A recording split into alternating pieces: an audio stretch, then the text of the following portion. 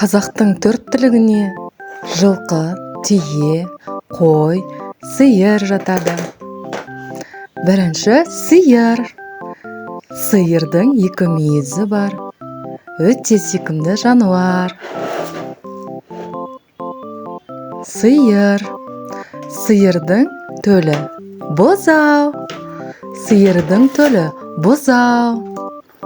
Сиыр мө дейді.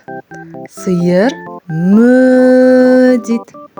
Сиыр бізге сүт, айран, ірімшік, құрт, сүзбе береді.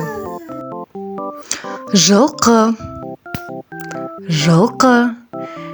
Жылқы ең қасиетті жануарлардың бірі. Жылқының төлі құлын. Жылқының төлі құлын. Жылқы егого, егого деп дыбыс шығарады. Жылқы бізге қымыз береді. Түйе. Түйе. Түйе ыстық шөлге шыдайтын жануарлардың бірі. Түйенің төлі бота. Бота. Түйе бізге шұбат береді.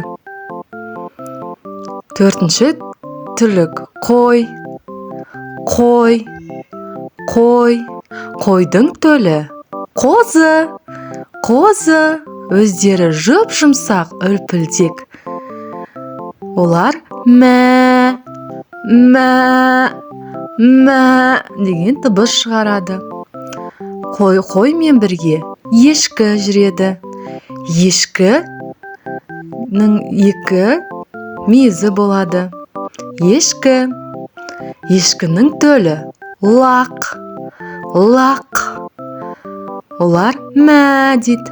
Каналға тіркеліп, лайк басыңыздар.